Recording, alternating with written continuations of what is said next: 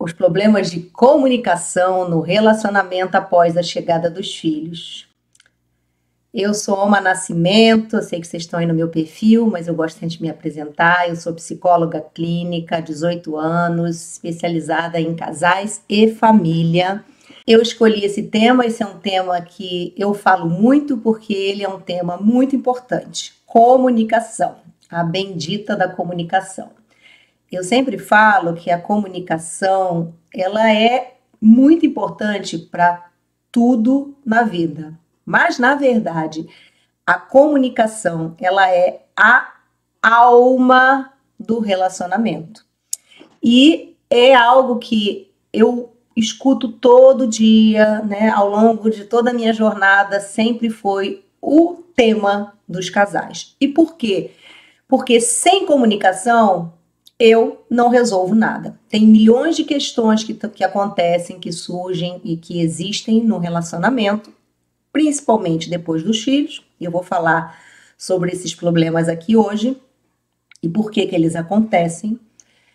Porém, todos os outros problemas, né, problemas das diferenças, da educação do filho, da rotina, de decisões que têm que ser tomadas, eles precisam de uma comunicação fluida, uma comunicação saudável. E é tudo que a gente não aprendeu na vida. Então, através da comunicação é como a gente expressa, né? O que a gente pensa, o que a gente sente, o que a gente deseja, o que desagrada, o que não agrada. Muitas vezes, justamente por não saber se comunicar, fica tudo na cabeça. E o outro não consegue entender. E se o outro não entende, ou se eu não comunico, fica difícil, né? Fica difícil acordo, negociações. E por que eu trouxe esse tema após a chegada dos filhos? Então, eu poderia falar sobre a comunicação na vida, sobre relacionamento e comunicação estão ali juntos. Porém, quando os filhos chegam, né? Quem vocês que estão aí me assistindo, com certeza tem filho. Hoje, 90% dos meus seguidores têm filhos. Sabem, né, de todos os desafios. Então, assim, muitas mudanças, muitos estresses, muitas adaptações, muitos ajustes e muita falta de tempo. Com tudo isso tudo são estressores da nossa comunicação. Na verdade, são estressores de nós, né? Nós ficamos estressados quando estamos vivendo tudo isso, é tudo muito novo. E eu sempre falo e vou repetir, a gente tem filho, é como se a gente tivesse, de repente, sido jogado na piscina e a gente tem que aprender a nadar. E isso é muito estressante. E, naturalmente, quando eu estou sob estresse, isso afeta a minha forma de me comunicar. Então, assim, os principais problemas, né, na comunicação de um casal com filhos, né, poderia extrapolar também, só fazendo um parêntese, o principal elo de conexão de um casal é a comunicação. Seja ela verbal, corporal, visual, não verbal, mas assim, mesmo quando a gente está de bico calado, nós estamos comunicando.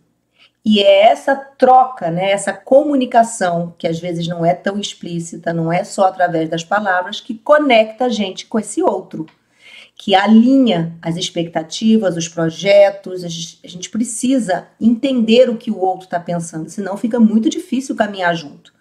Então, assim, os problemas mais comuns, eu fiz uma listinha aqui, estou com uma cola no papel para eu seguir um roteiro bacana. A falta de expressão das necessidades e desejos. Muitos parceiros, né, muitos de vocês, muitos de nós, temos muita dificuldade em comunicar as nossas necessidades de forma clara e assertiva. E aí, isso leva a muita frustração e ressentimento e mal entendido no relacionamento. Por quê? Por que isso se agrava, né, com a chegada dos filhos? Porque eu estou vivendo uma fase em que eu estou me adaptando. Tem muitos ajustes que são precisos, que são necessários quando chega um filho. os dois estão vivendo algo novo, tendo que ajustar horário, ajustar demandas, ajustar tarefas.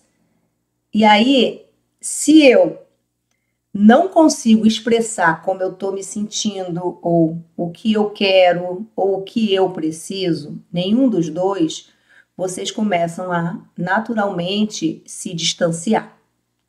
Segundo, interpretações errôneas, né?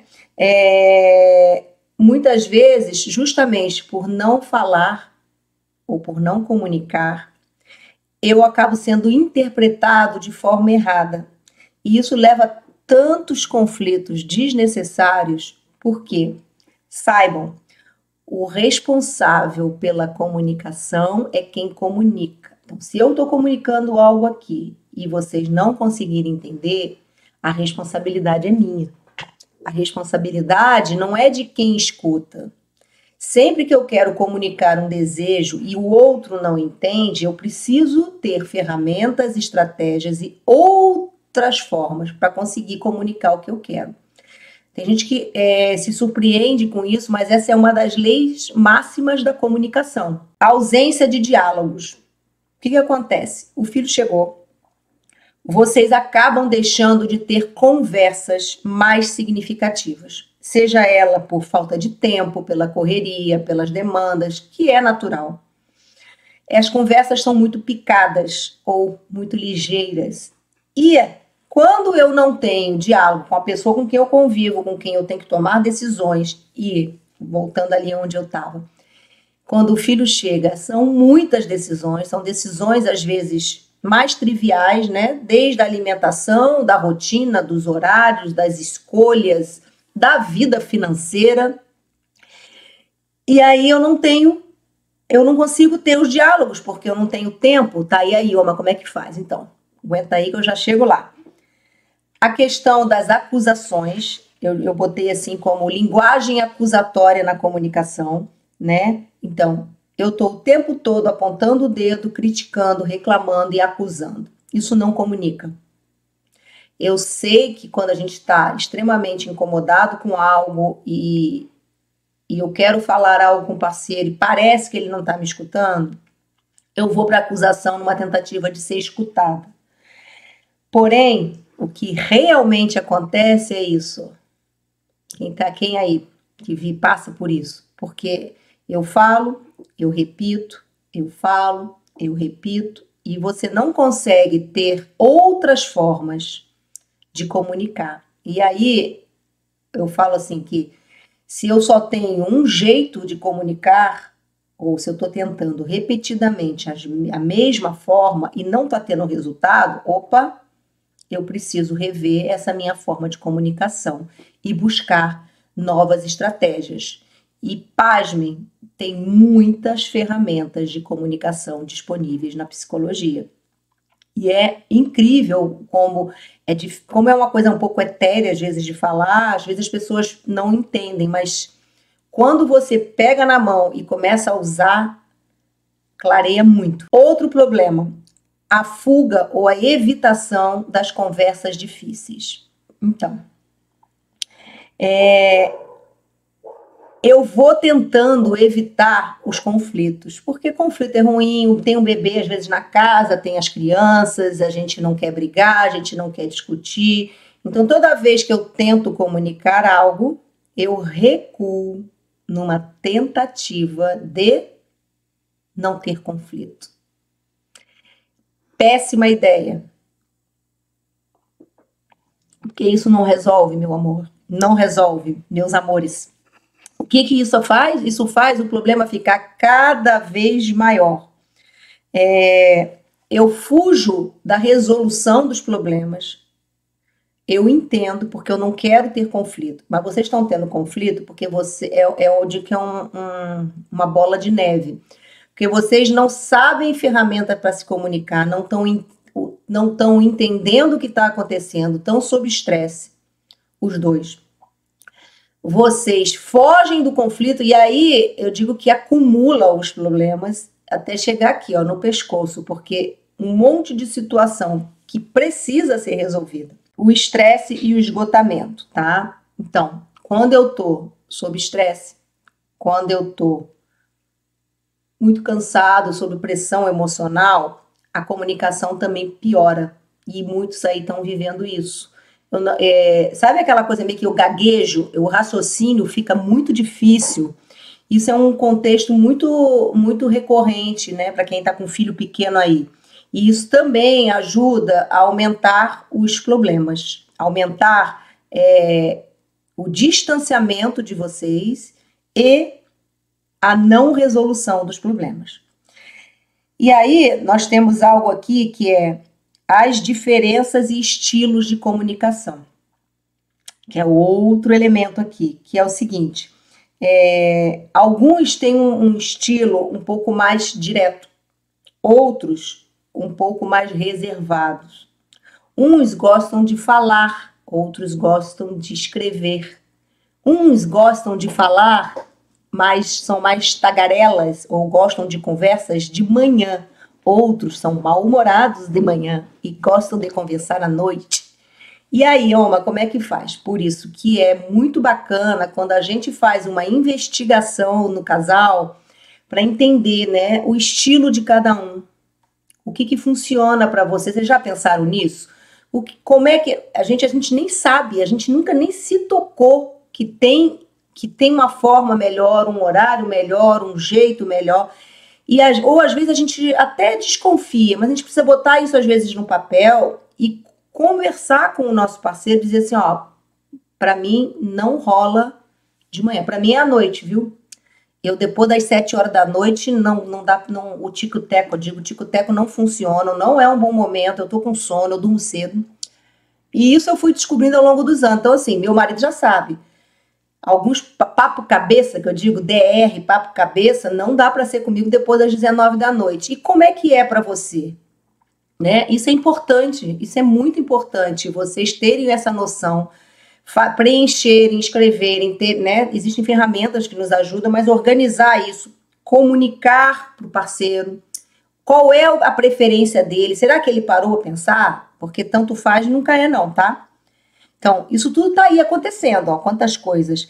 E aí vem algo ali que eu quero falar sobre a interferência das tecnologias e das distrações. Então, assim, esse uso excessivo, né, de celular, de computador, e quantos casais que praticamente só se falam por WhatsApp. E aí, meus amores, o que acontece? Eu entendo, é algo assim bem marcante do momento que a gente está vivendo, um momento muito tecnológico, o celular está presente muito tempo na vida da gente, mas quando a gente está falando de família, de marido, de esposa, de conexão, alguém vai ter que dar um contorno, alguém vai ter que dar um limite, alguém vai ter que fazer um acordo, uma negociação. Ah, é difícil. Sim, é difícil. Se fosse fácil, né? Tava todo mundo relax. Porque assim, a comunicação no WhatsApp, ela é importante, tá? Não estou dizendo que não é. Ela funciona, muitos acordos, muitos combinados vão acontecer ali pelo WhatsApp, mas tudo porque eu perco uma nuance da comunicação, que é isso aqui, ó. A minha expressão, a minha espontaneidade, tem muita coisa que eu estou comunicando aqui enquanto eu estou falando com vocês, do meu jeito, da minha forma, se eu tô espontânea, se eu tô nervosa, se eu não tô. Tem muitas coisas que, se não tiver esse corpinho, eu digo, a expressão do olhar, não é a mesma coisa que a comunicação só pelo WhatsApp. Então, esse atravessamento, ele entrou hoje dentro das famílias de um jeito. E quando vocês estão o tempo todo também no celular, vocês estão modelando isso para os filhos de vocês. Não para os bebês, né, ainda não, mas as crianças de 3, 4 anos, eles já estão vendo. Então, o que acontece? A gente chega às vezes num lugar e tá o pai, a mãe e o filho, todo mundo com o telefone na mão, sentado na mesa e ninguém se olha, ninguém se fala. Isso vai dando uma distância, uma desconexão. Muitas pessoas me procuram, até ontem eu recebi uma mensagem, não sei se a pessoa está aqui na live, que o marido não sai do celular. Então, assim, isso é um assunto tenso que precisa ser colocado e trazido à mesa. É sério, tem várias pesquisas já mostrando, né, o mal que isso está fazendo para as famílias. Não é nunca, é um contorno aceitável numa negociação entre vocês. Vamos lá. Outro item são as questões emocionais, que quando eu tô com uma vida sobrecarregada, porque assim, quando o filho chega, né, toda essa, eu digo que é tarefa sem fim, só quem vive sabe. Então você tá sempre cansado, tem uma pressão financeira para alguns casais, para muitos, né? Tem uma pressão da vida profissional, porque eu tenho filho justamente na época em que eu estou conquistando o mundo, conquistando uma profissão. Muitos ainda estão estudando, ou fazendo uma pós, ou um mestrado, ou buscando um cargo melhor, né, profissionalmente. Então, isso traz muitas emoções, traz ansiedade. E esse estado mais emotivo, né, que eu digo assim, mais ansioso, ou eu estou mais sob pressão, isso é uma barreira absurda na nossa comunicação. Porque quando eu estou meio à flor da pele, quando eu vou comunicar, quando há um mínimo conflito dá vontade de chorar. E aí eu não consigo falar. Para quem está vivendo isso, escrever, programar a conversa, que eu vou falar no final, ajuda bastante, porque na hora embaralha absurdamente o raciocínio. Expectativas e suposições. Estão me acompanhando aqui, tá ok, todo mundo? Porque eu estou caminhando aqui nos tópicos sobre, né, os problemas de comunicação no relacionamento após a chegada dos filhos. Suposições. Eu imagino que, eu acho que o outro fez assim porque ele estava pensando que algo. E eu não trago isso para a comunicação. Então, eu fico com uma ideia, e aí, quando eu fico com uma ideia, ela passa a ser uma verdade para mim. E isso traz tantos problemas, porque eu imagino coisas e o outro nem sonha que está acontecendo. Isso serve, tá, para as suposições ou pressuposições, para tudo. Inclusive, gera muito mal entendido. Ah, mas eu achei que você achar num casal que está sobre toda essa pressão não vale, tá? Não está nas alternativas. Eu digo que a NRA não tem essa alternativa, não deveria ter. Porque toda vez que eu estou achando algo sobre o outro e eu não comunico, porque quando eu digo, ó, eu estou achando que você tá de cara feia porque... E o outro nega, pode até ser que ele esteja negando e não seja. Mas ok, ele teve o direito de negar e aí ele te dá o direito de validar ou não.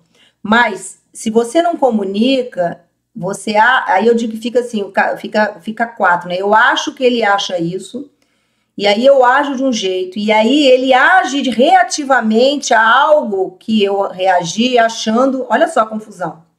E aí, assim, ó, eu tô contando aqui e tá me vindo um flashback até de mentorias, que às vezes a gente ri, né? Eu não, o próprio casal ri, porque a viagem às vezes vai tão longe, quando a gente traz isso pro concreto, tem que rir, gente, porque o ser humano às vezes faz umas confusões, mas eu achei que eu tinha te dito, uma vez eu gravei um vídeo que é assim, é óbvio, não existe é óbvio em relacionamento humano, não existe é óbvio. O é óbvio é aquilo que eu digo, falo e torno explícito. Óbvio não existe, porque a gente fica fantasiando muita coisa. Então, assim, com filho, essa comunicação, às vezes, dá uns mal entendidos até na hora de buscar em creche. Aí eu achei que você ia buscar, eu achei que você tinha entendido que eu tinha dito, e muitas vezes não entendeu. E aí dá umas confusões danadas, tá? E aí, assim, seguindo aqui, os impactos, né, de tudo isso, de toda essa confusão instalada na comunicação, uma delas é a diminuição da intimidade, porque a comunicação conecta. Então, quando eu não comunico e quando eu vou criando esse abismo eu chamo de axologia, eu vou me distanciando e isso vai afetando a minha intimidade.